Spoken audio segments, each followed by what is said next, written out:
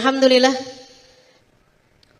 untukmu wahai muslimah, Bu, Kak, Dek, Nak, kalau saya nggak punya waktu banyak, tapi saya sebagai ibu misalnya harus berpesan kepada anak yang paling saya cintai, saya pasti akan berpesan dengan pesan-pesan ini. Kalau saya jadi ibu nih udah sakit keras nih, punya beberapa menit aja, punya waktu setengah jam buat pesan kepada anak saya, kira-kira apa yang akan saya pesankan? 1, Bu, Kak, Dek, Nak, jangan pernah lupa bahwa kamu adalah hambanya Allah. Jangan lupa, kamu hambanya Allah. Kamu bisa jadi istri seseorang, anak seseorang, ibu seseorang. Tapi lebih dari semuanya, kamu adalah hambanya Allah. Nasibmu ada dalam genggaman Allah. Bahagia sengsaramu ditentukan Allah. Sehat sakitmu ditentukan Allah. Matimu kapan ditentukan Allah. Wa ma tadri nafsun madza taksibu ghada. Wa ma tadri nafsun bi ayyi ardin tamut. Kata Allah dalam Al-Qur'an, seseorang tidak tahu dia besok mau makan apa. Ibu tahu besok makan apa? Enggak tahu. Enggak tahu, Bu. Tapi Allah tahu. Dan seseorang tidak akan pernah tahu di bumi mana dia akan dikebumikan. Di bumi mana dia akan mati, di daerah apa, di mana tepatnya dia akan mati. Ibu tahu? Ibu tahu kapan matinya? Ibu tahu di mana ibu bakalan mati? Enggak tahu. Ibu enggak tahu, saya enggak tahu. Tapi Allah tahu. Kenapa gitu? Karena Dia yang punya kita. Karena Allah yang punya kita. Maka jangan pernah lupa bahwa kamu adalah hambanya Allah. Karena kamu hambanya Allah, belajarlah untuk bisa menjadi hamba yang baik bagi Allah Subhanahu wa ta'ala. Gimana caranya jadi hamba Allah Subhanahu wa ta'ala yang baik? Teman-teman saudaraku sekalian yang saya muliakan, jangan ngarep kecuali kepada, jangan takut kecuali kepada, jangan bersandar kecuali kepada para istri. Jangan ngandelin apapun dan siapapun selain Allah. Saya perempuan pintar. Saya sekolahnya sudah sampai S3. Bakwan 2. Ternyata lagi warung ya. Lagi jajan. Suami saya nggak akan kemana-mana. Anak saya bakalan bener semuanya. Emang iya? Enggak. Yang pada pinter-pinter sekolahnya, banyak yang rumah tangganya berantakan. Betul? Jangan andalkan pendidikanmu untuk mempertahankan rumah tanggamu. Jangan andalkan pendidikanmu untuk terbangunnya rumah tanggamu. Nggak bisa diandalkan. Saya kan cantik, suami saya nggak akan kemana-mana. Mana bisa dia cari perempuan yang lebih cantik daripada saya? Katanya. Emang iya? Enggak ternyata. Yang udah punya istri cantik, ditinggalin, cari yang gak cantik, banyak. Betul? Saudaraku sekalian yang saya muliakan, jangan andalkan cantikmu. Yang beneran cantik sekalipun, Bu. Kenapa saya ngomong gitu? Karena ada yang cantik beneran, ada yang cantik ngaku-ngaku. Bu, yang cantiknya beneran sekalipun, cantikmu itu akan lapuk dimakan usia. Betul? Ibu-ibu saudaraku sekalian, yang cantik sekalipun, Bu, akan ada datang waktunya di mana kecantikanmu akan pudar bersama dengan waktu yang berlalu. Makanya kalau ngelihat nenek-nenek cantik, orang bilangnya nggak yang nenek cantik, tapi bilangnya nek, kelihatan loh kalau nenek tuh waktu muda cantik. Teman-teman saudaraku sekalian yang saya muliakan, jangan andalkan kecantikan. Saya kan kaya, saya punya segalanya. Kalau orang ninggalin saya, dia yang rugi. Saudariku sekalian yang saya muliakan, fakta menunjukkan bahwasanya ada banyak orang-orang kaya yang rumah tangganya tidak seperti yang dia harapkan. Betul? Jangan andalkan itu semua. Tidak cukup untuk bisa memastikan rumah tanggamu berjalan dengan seperti yang kamu mau. Apa yang diandalkan? Allah. Andalkan Allah. Abah saya pernah bilang, hidup ini nak tergantung nasib. Pernah lihat nggak Bu, orang jelek nasibnya bagus? Jangan terus merasa gitu dong. Pernah lihat gak orang cantik nasibnya bagus? Pernah, ya kan? Itu menunjukkan bahwasanya cantik jelek tidak selurus sama bagusnya nasib. Ada yang cantik nasibnya bagus, ada yang jelek nasibnya bagus, ada yang cantik nasibnya jelek, ada yang cantik nasibnya ada yang jelek nasibnya juga jelek. Pernah lihat nggak orang kaya nasibnya jelek? Pernah. Ibu-ibu sekalian, maaf, orang kaya yang jadi pasien rumah sakit jiwa, pernah tahu nggak? Ibu-ibu mungkin nggak tahu, tapi banyak Bu, banyak. Orang kaya-kaya di luar negeri sana yang terus jadi PA, mohon maaf, yang jadi gila, ada apa nggak ada?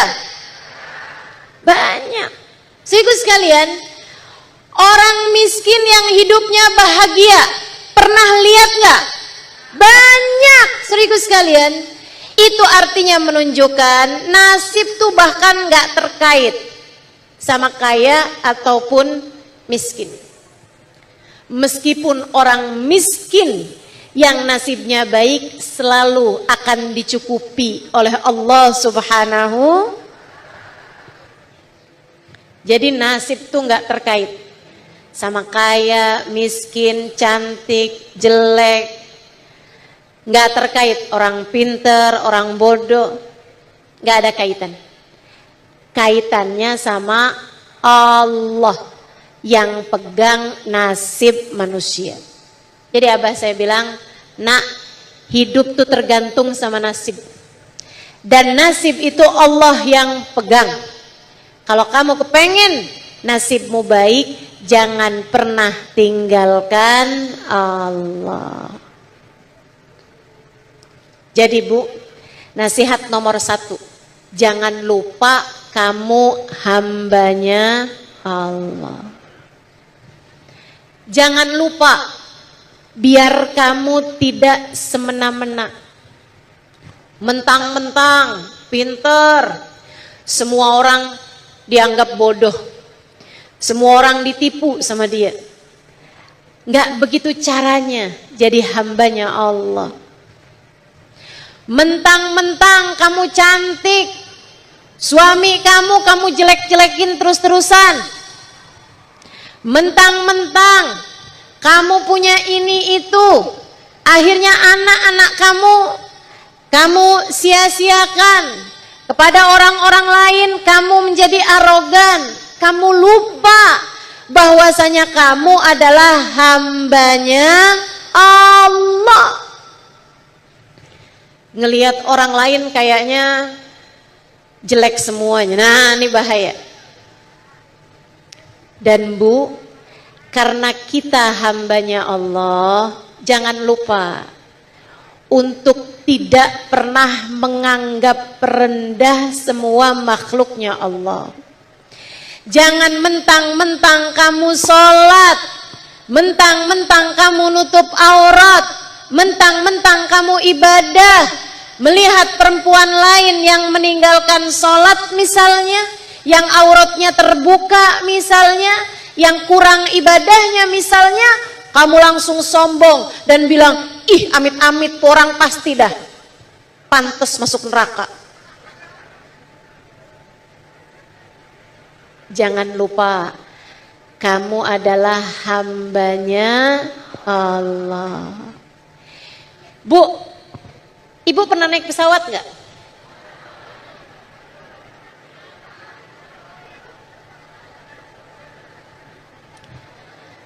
Bu, pesawat itu Bu, kalau mau turun atau kalau baru naik, saya suka liatin ke bawah. Saya kalau naik pesawat, saya suka duduk di dekatnya jendela. Saya suka liatin. Itu waktu naik, ibu-ibu sekalian. Begitu awal naik tuh saya masih lihat agak gede-gedean. Rumah-rumah, mobil-mobil. Udah agak naikkan dikit tambah kecil, naik lagi tambah kecil, naik lagi tambah kecil, sampai kalau dari atas sana Bu ya, gak kelihatan, bahkan agak turun dikit kelihatan kecil banget. Saya suka liatin tuh, ya Allah, mungkin di dalam mobil situ ada suami istri yang lagi berantem,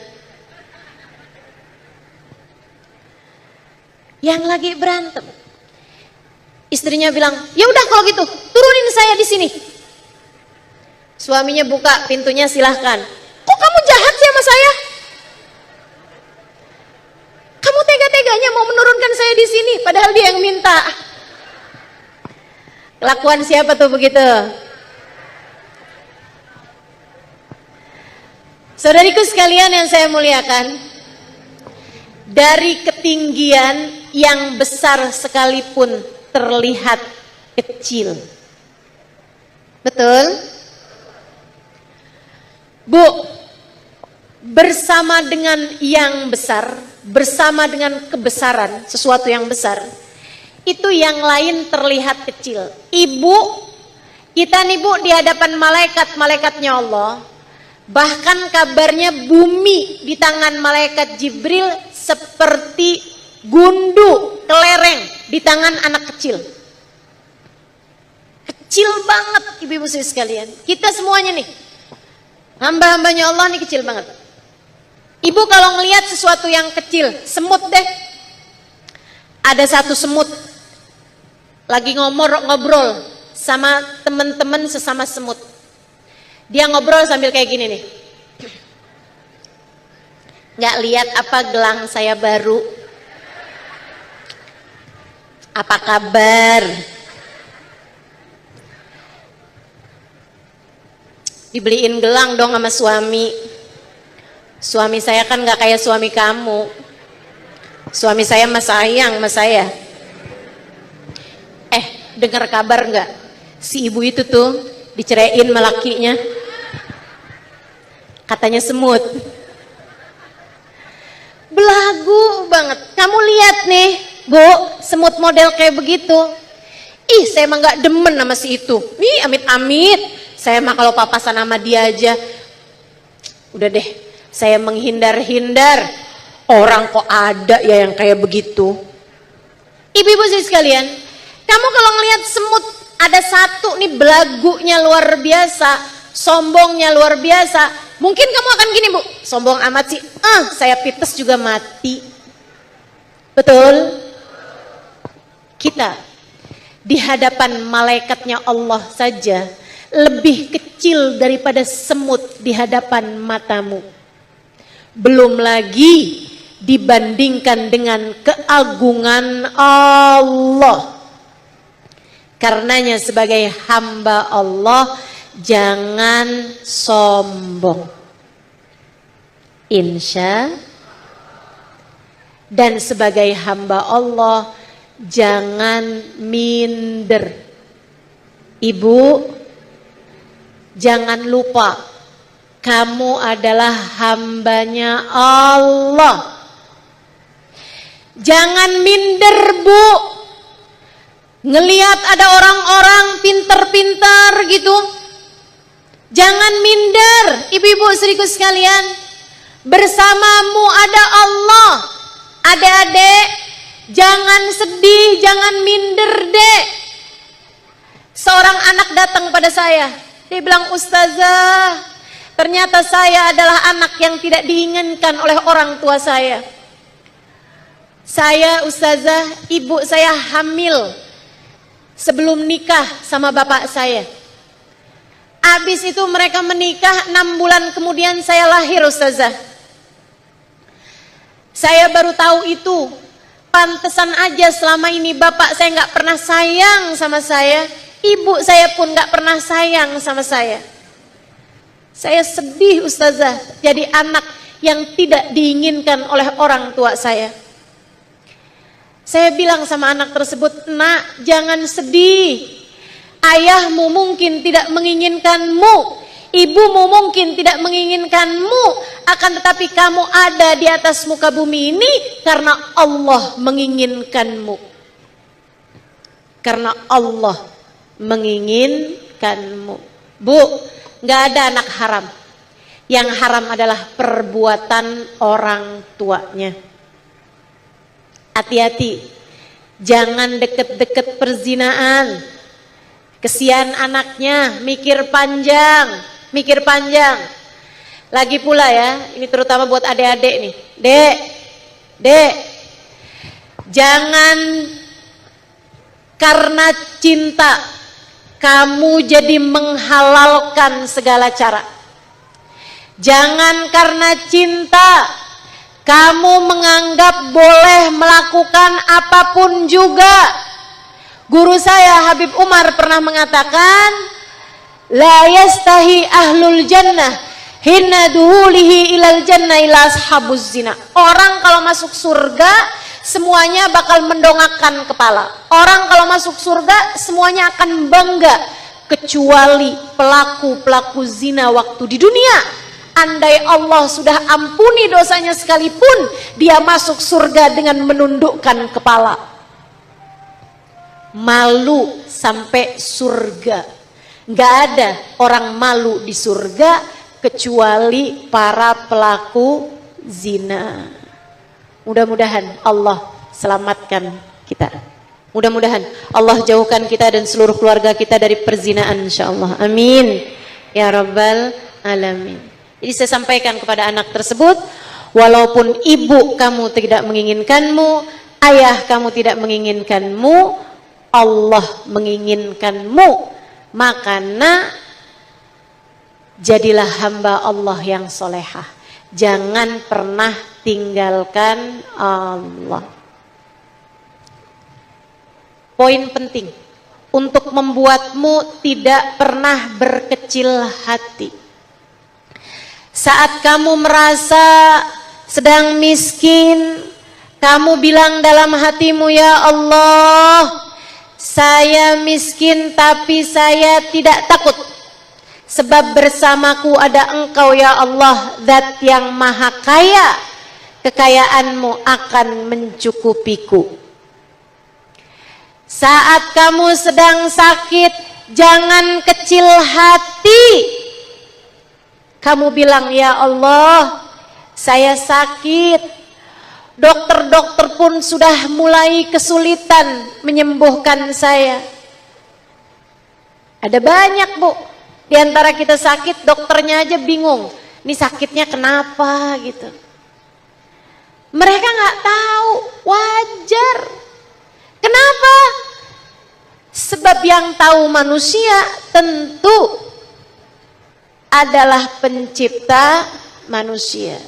Jadi di saat kita sakit misalnya, kita bilang, ya Allah, saya sakit.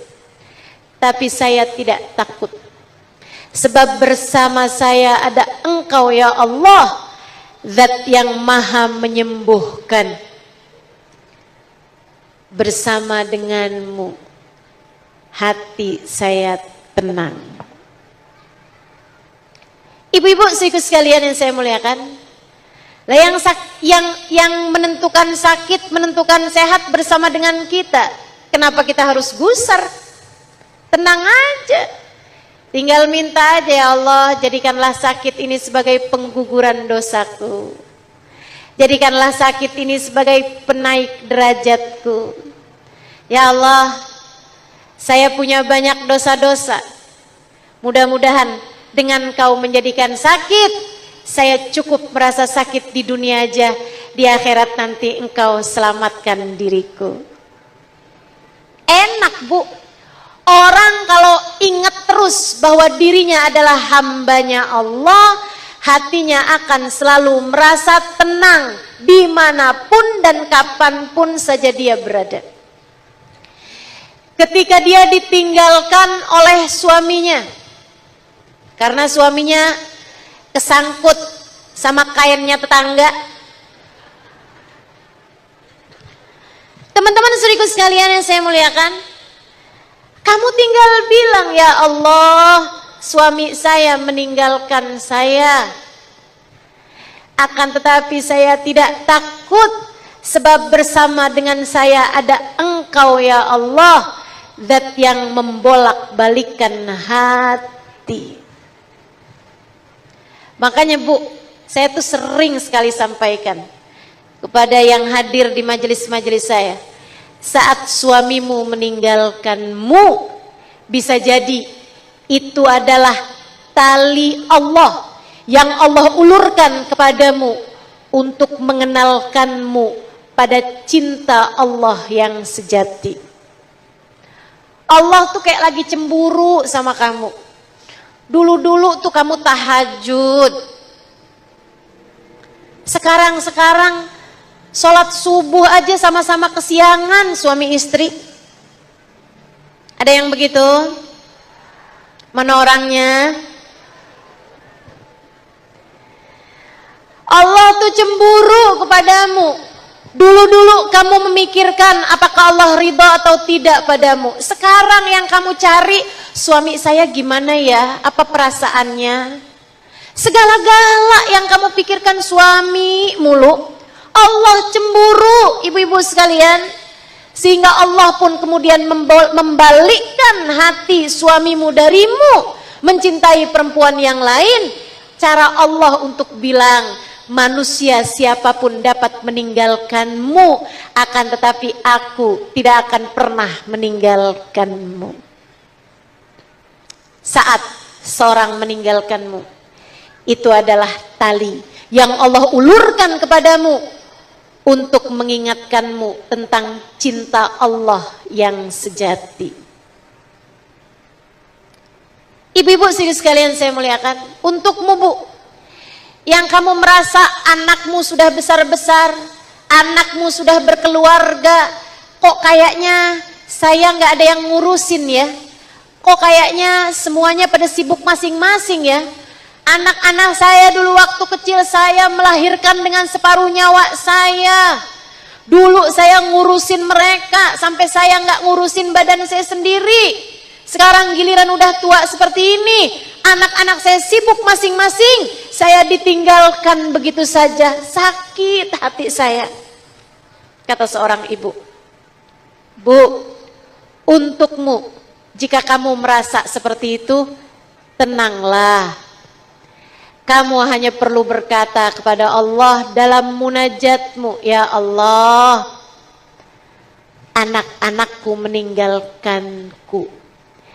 Akan tetapi Engkau ya Allah akan selalu bersamaku dimanapun dan kapanpun aku berada. Imam Syafi'i bilang, saat tidak ada sesiapapun yang peduli padamu, saat tidak ada sesiapapun yang mau mengurusimu, itu adalah tanda bahwa Allah sendirilah yang akan mengurusi dirimu itu. Tenang, tenang. Syaratnya cuma satu, hadirkan Allah dalam hati, ingat terus bahwa kamu adalah hambanya Allah. Man wajadallah fa ayyu syai'in yafqiduh. Siapa yang mendapat Allah, siapa yang Allah bersama dengannya, dia tidak akan pernah merasa kehilangan apapun.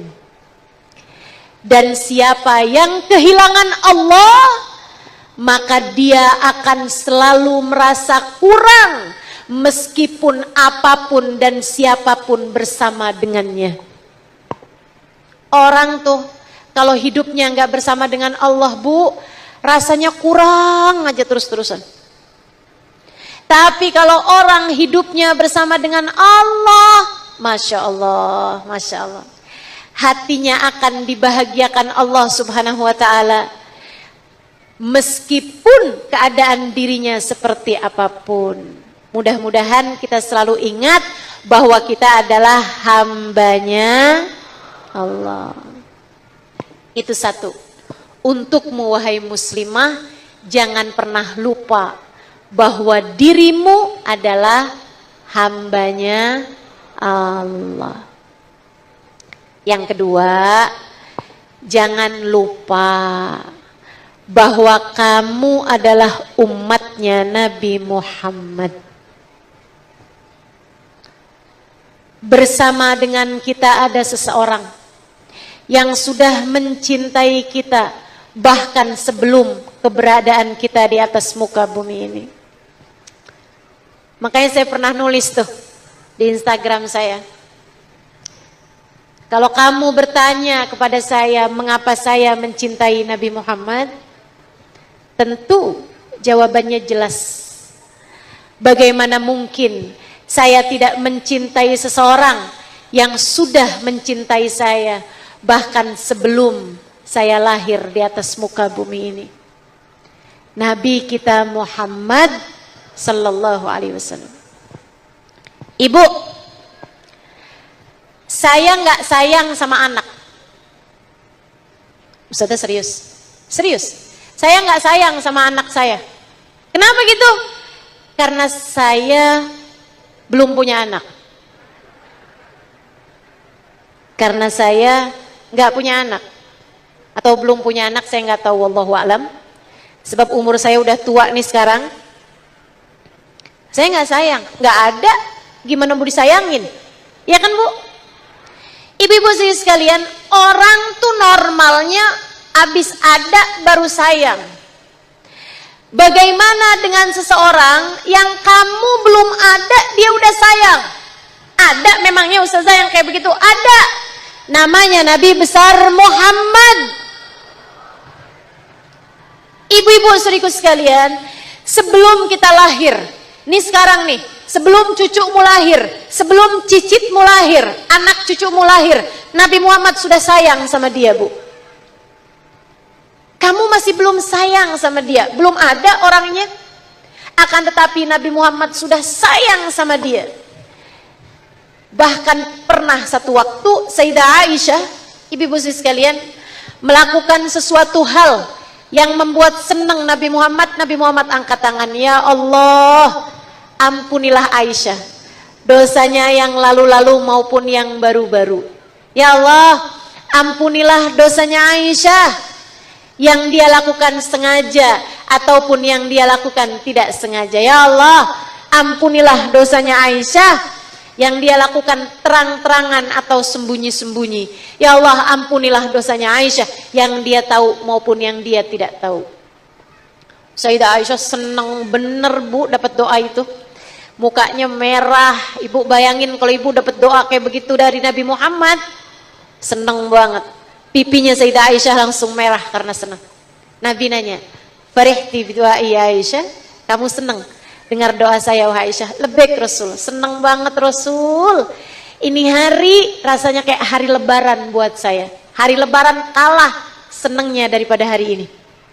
Nabi kemudian berkata, Aisyah, ketahuilah, saya berdoa dengan doa yang seperti ini setiap malam untuk umat saya. Nabi Bu tiap malam semasa hidupnya sholat malam, ruku panjang, sujud panjang, habis selesai sholat Nabi doa dengan khusyuk. Doa Nabi begini, ya Allah, ampunilah umat saya yang sekarang ada maupun yang akan ada nantinya. Umat saya semuanya ya Allah, yang sekarang maupun yang akan datang, ampunilah dosa mereka ya Allah, yang mereka lakukan dengan sembunyi-sembunyi ataupun terang-terangan. Ampuni dosanya ya Allah, yang mereka lakukan dengan tahu ataupun yang mereka lakukan tanpa pengetahuan. Nggak ngerti kemudian kerjain dosa tersebut, ampunilah ya Allah.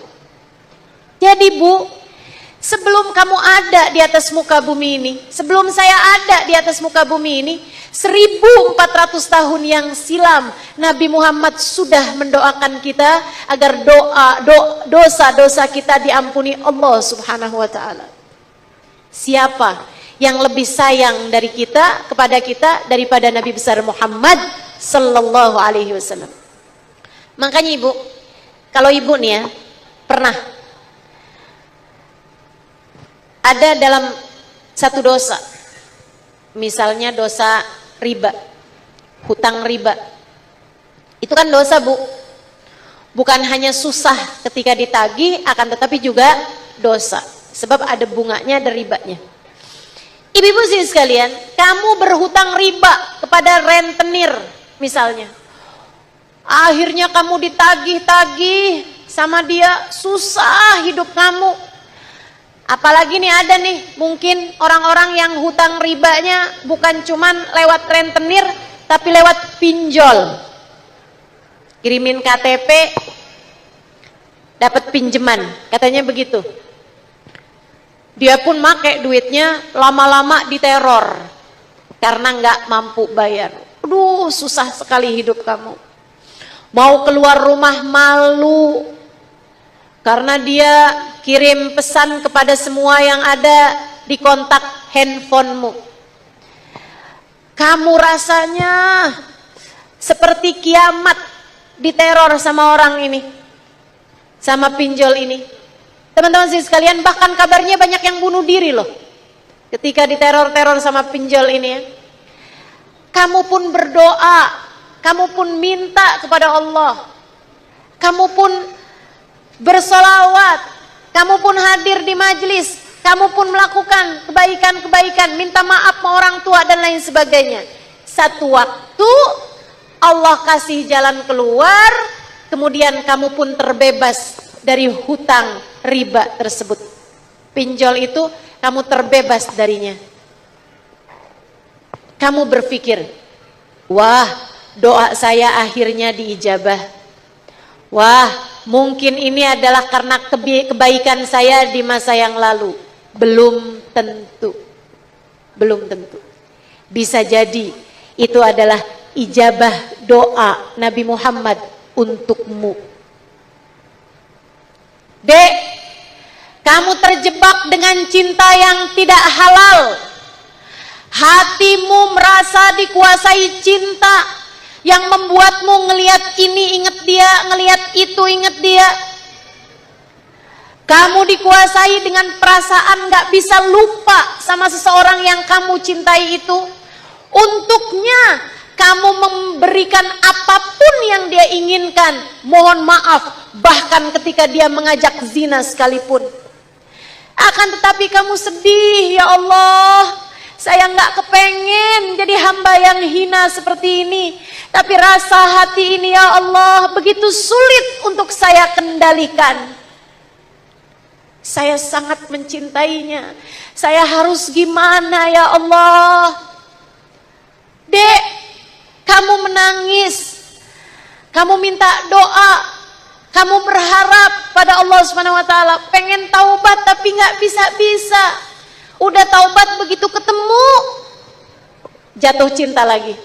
Begitu ketemu nggak bisa lepas lagi. Padahal kamu tahu kamu dengan dia tidak ada hubungan yang dihalalkan dalam pernikahan. Adik-adikku sekalian, namun satu waktu, entah kenapa, tiba-tiba hatimu begitu ringan untuk meninggalkan orang tersebut. Satu hari, kamu merasakan dengan begitu mudah, kamu lari dari jeratan laki-laki ini, meninggalkan segala perbuatan dosamu, kamu bertaubat kepada Allah Subhanahu wa taala dengan sungguh-sungguh, mengalir deras air matamu kala itu, menangis kepada Allah Subhanahu wa taala, ya Allah, aku hambamu, kembalikan aku di jalanmu kembali. Saudaraku sekalian, alhamdulillah saya akhirnya bisa hijrah juga. Alhamdulillah saya akhirnya bisa taubat juga. Mungkin ini adalah karena doa-doa dari orang tuaku. Bisa jadi, tapi bisa jadi juga itu adalah ijabah doa Nabi Muhammad untukmu dari 1400 tahun yang lalu. Sebab Nabi Muhammad sangat menyayangi kita. Maka Bu, maka Dek, maka Kak, untuk segala permasalahan hidupmu, dekatilah Nabi besar Muhammad. Perbanyaklah bersolawat padanya. Ini saya mau kasih ilmu, mau kasih tahu sama ibu-ibu, mau saya ajarin solawat yang saya baca kalau dalam keadaan darurat. Pokoknya udah mentok-mentok segala macam hal, udah kayak nggak ada lagi jalan keluarnya, saya suka baca solawat yang ini nih Bu nih. Tapi kalau hari-hari biasa aja, masalah-masalah biasa aja, bukan itu solawatnya. Kayak obat ya Bu ya, kan ada dosis-dosisnya. Nah, ini saya menganggapnya nih udah dosis tinggi nih. Saya menyebutnya solawat darurat. Kalau ibu ada yang sakit, solawatannya tibil kulub aja. Baca 8 kali atau 80 kali. Tahu solawat tibil kulub? Halo? Tahu solawat tibil kulub? Allahumma salli Sayyidina Muhammadin tibil qulubi wa dawaiha wa afiyatin abdani wa shifaiha wa nuril absari wa diyaiha wa ala alihi wa sahbihi wasallim.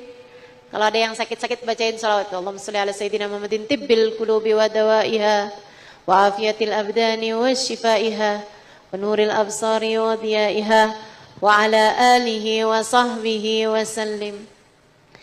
Kalau yang ini namanya sholawat darurat, baca di saat dalam keadaan kepepet.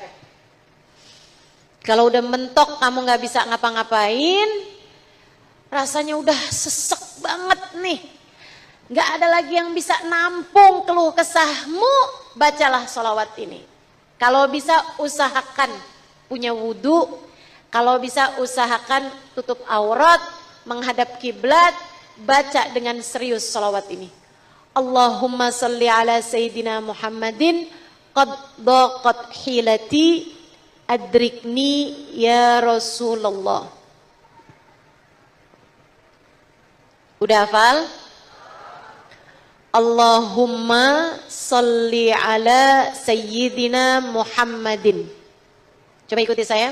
Allahumma sayyidina qad daqat hilati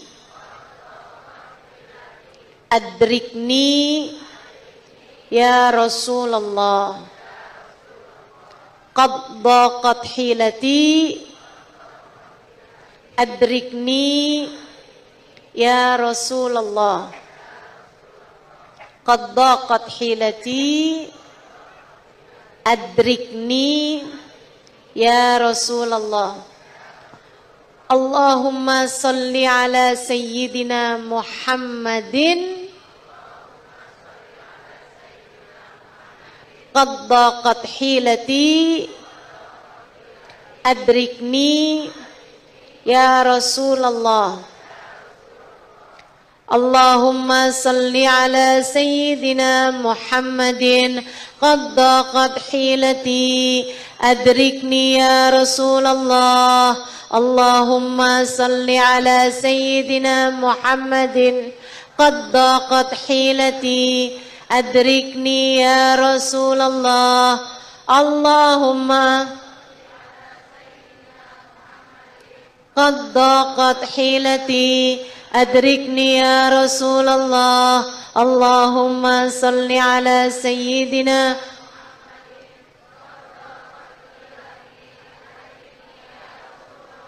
Alhamdulillah, udah hafal semuanya. Diingat-ingat itu bacaan kepepet. Kalau dalam keadaan kepepet baca itu banyak-banyak. Artinya apa Ustazah? Allahumma salli ala sayyidina Muhammadin. Ya Allah, limpahkanlah salawatmu kepada baginda kami Nabi besar Muhammad. Qad daqat hilati, telah sempit jalanku, telah buntu jalanku. Adrikni ya Rasulullah, tolong bantu aku wahai Rasulullah.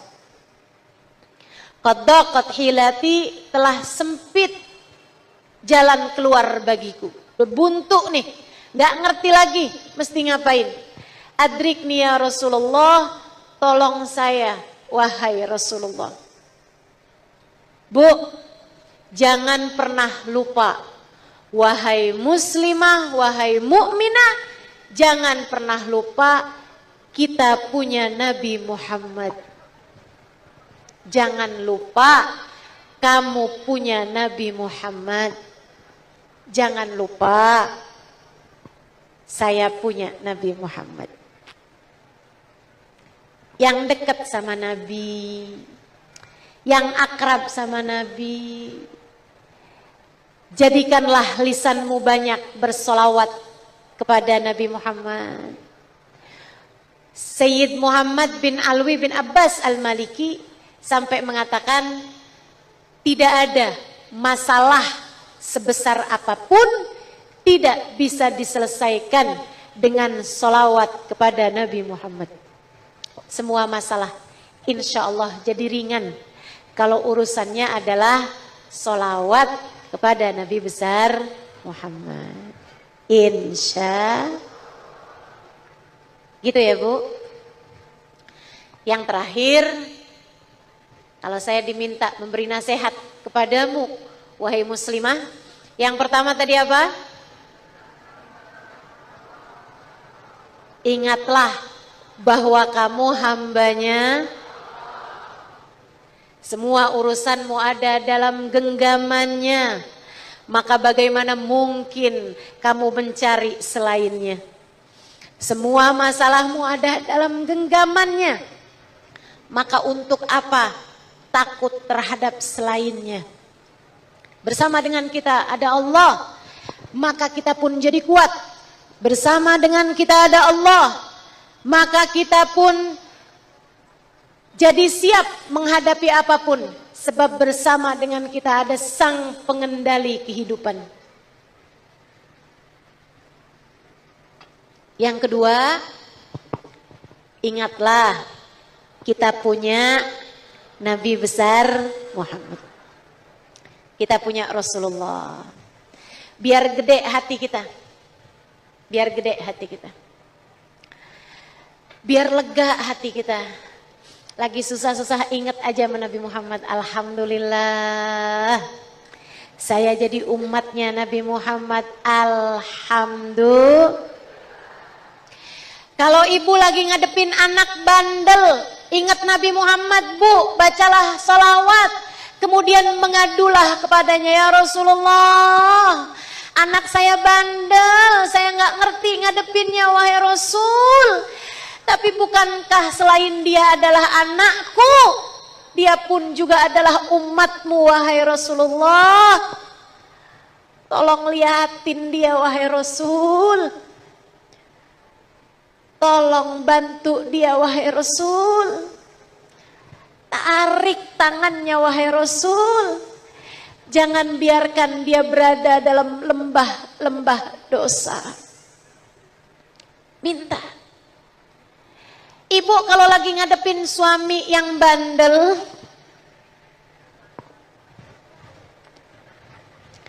atau suami yang pelit, atau suami yang nyebelin, Bu, ngadu aja sama Nabi Muhammad. Ya Rasulullah, suami saya tuh Rasul.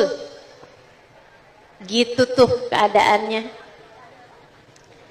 Akan tetapi bukankah selain dia adalah suami saya, dia adalah umatmu juga, wahai Rasulullah. Tolong selamatkan dia, wahai Rasul. Bukankah jika umatmu terselamatkan, engkau pun juga berbahagia, wahai Rasulullah. Gitu doanya. Ntar nabinya jawab, suamimu bandel, kamunya juga iya. Saudaraku sekalian yang saya muliakan, ingat bahwa kita punya Nabi besar Muhammad. Dan yang ketiga, ingat Bu, ingat Kak, ingat Dek, ingat Nak, kita semua bakalan mati. Kita semuanya akan menghadap kepada Allah. Esok atau lusa, tahun depan atau tahun depannya lagi, 10 atau 20 tahun, meski tersisa masih lama sekalipun, suatu hari nanti kita semuanya akan kembali kepada Allah. Dan hidup kita ini semuanya akan berjumpa dengan waktunya dipertanggungjawabkan.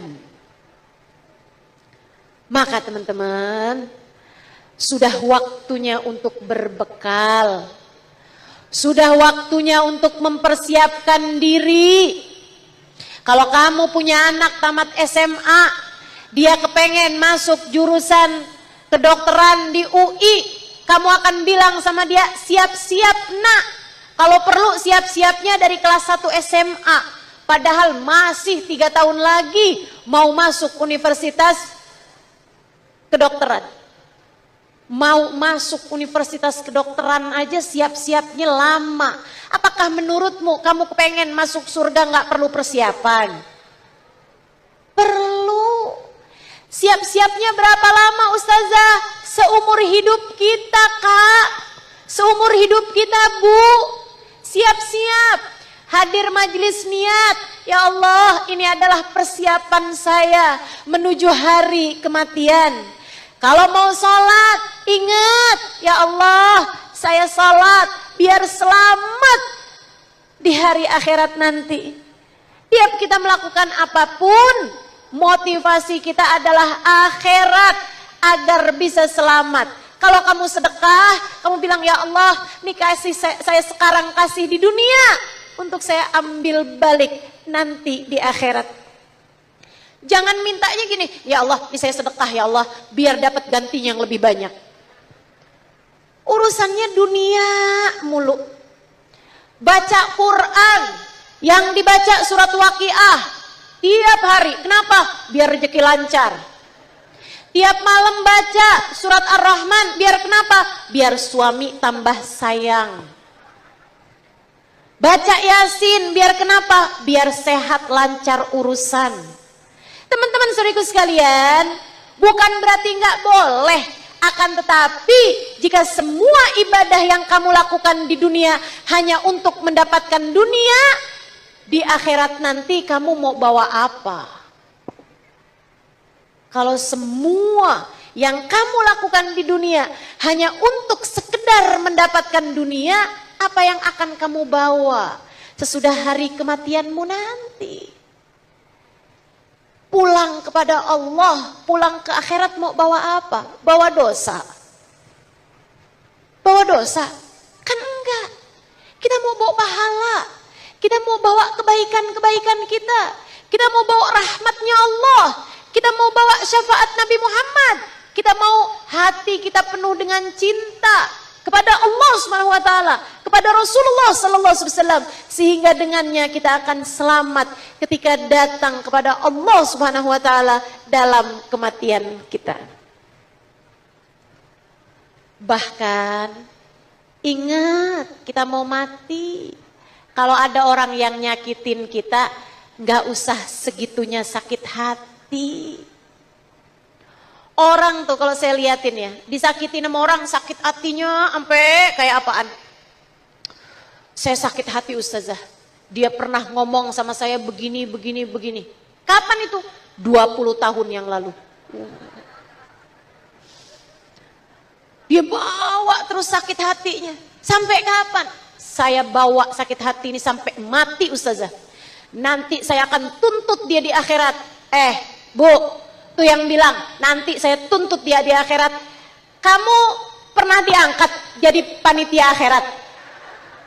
Main mau tuntut-tuntut orang aja. Kamu yakin kamu bakalan selamat sehingga bisa menuntut orang? Dimana kalau ternyata kamu yang masuk dalam neraka sementara dia yang masuk ke dalam surga? Bisa bilang apa kamu? Teman-teman saudaraku sekalian yang saya muliakan, ini saya kasih tahu, ingatlah terus bahwa dirimu akan mati suatu hari.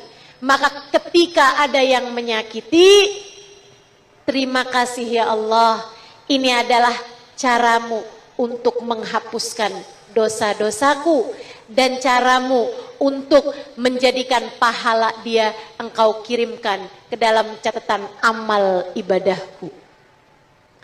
Ibu tahu, kalau kamu lagi diomongin orang, dighibahin orang, dia sama saja sedang transfer pahala ke dalam rekening perbuatanmu. Seneng gak ada yang transfer? Seneng. Ibu ada yang transfer 1 juta aja senengnya bukan kepalang. Ini bu bukan terima 1 juta, 10 juta bu. Transfer pahala-pahala kebaikan dia. Makanya sampai ada tuh Hatim Al-Asam 1 malam gak bangun tahajud. Pagi-paginya istrinya kayak mencela dia gitu. Kamu tadi malam gak bangun tahajud. Kata Hatim Al-Asam, tenang, saya emang gak bangun tahajud. Akan tetapi pas lewat masjid tadi tuh, di depan masjid saya dengerin ada kira-kira 10 orang lagi ngomongin saya di sana. Saya udah minta sama Allah biar pahala tahajud mereka tadi malam dikirimkan ke dalam rekening amal perbuatan saya. Jadi nggak tahajud tapi dapat pahala 10 orang tahajud. Saudara sekalian, cerita terakhir, ada seorang perempuan meninggal dunia. Waktu dia hidup tuh biasa-biasa aja, normal-normal aja. Ibadah ada tapi sedikit, dosa banyak. Teman-teman, sama nih kayak kita normal aja, biasa-biasa aja hidupnya. Meninggal dunia.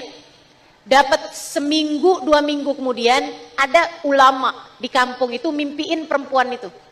Dalam kuburnya dia nikmat luar biasa, enak luar biasa dalam alam kuburnya.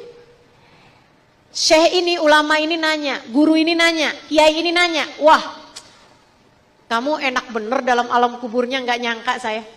Amal ibadah apa yang Allah terima darimu menjadikan kamu dibahagiakan dalam alam kuburmu ini? Aduh Syekh, Yai, saya nggak punya cukup amal ibadah. untuk bisa saya dibahagiakan sebahagia ini, untuk saya disenangkan dalam kubur sesenang ini.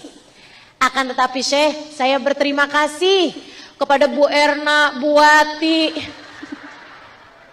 Bu Dewi, Bu Fulana, Bu Salma, tiap hari kerjaannya ngomongin saya mulu Syekh. Pahala mereka tiap hari dikirimin kepada saya. Makasih ya Allah. Mudah-mudahan mereka terus saja ngomongin saya, biar pahala dari mereka nggak putus-putus Allah kirimkan kepada saya. Jadi mulai sekarang kalau dengar ada orang menyakitimu, ngomong sesuatu yang buruk kepadamu, ucapkan alhamdulillah. Ada transferan pahala nih. Insya tuh bikin hati kamu lega 3 hal itu.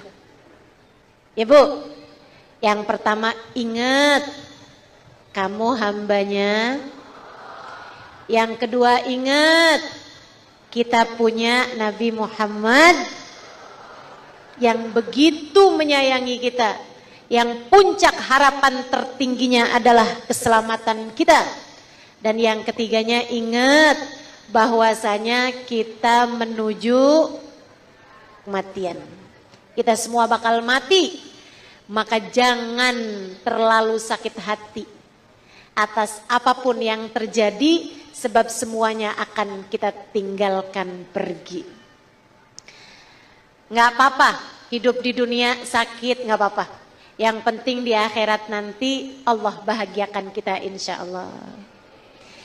Hidup di dunia nggak seberapa seneng, nggak apa-apa. Yang penting di akhirat biar kita seneng, insya. Yang sabar atas segala ujian apapun, sebab kita semuanya pasti akan datang ajal menjemput kita. Kita pun berpulang kepada Allah Subhanahu wa Ta'ala. Yuk kita akhiri majelis kita dengan kita baca suratul Fatihah. Kata Nabi Muhammad, suratul Fatihah 5 quri'at laha. Surat Fatihah tergantung niat bacanya buat apa. Kita minta kepada Allah, semoga dengan suratul Fatihah ini Allah mengabulkan segenap hajat-hajat kita. Yang sakit-sakit biar pada sehat insyaallah. Yang sedang sulit mudah-mudahan Allah berikan kemudahan. Yang sedang sempit semoga Allah luaskan. Yang sedang sempit dunianya, ekonominya, mudah-mudahan Allah lapangkan. Yang sedang sempit hatinya, yang sedang sumpek rasa hatinya, mudah-mudahan hatimu Allah lapangkan. Kita minta kepada Allah, orang-orang tua kita semoga Allah bahagiakan. Yang orang tuanya masih ada, mudah-mudahan Allah bahagiakan hati mereka. Disibukkannya orang-orang tua kita untuk ibadah kepada Allah Subhanahu wa Ta'ala. Dan yang orang tuanya sudah meninggal dunia, semoga Allah bahagiakan mereka dalam alam kuburnya. Dan menjadikan yang kita lakukan pada hari ini sebagai amal jariah yang mengalir pahalanya untuk mereka insya Allah. Kita minta kepada Allah Subhanahu wa Ta'ala agar Allah membahagiakan hidup kita, mengakhiri hidup kita dalam husnul khotimah, kelak di akhirat kita dimasukkan ke dalam surga.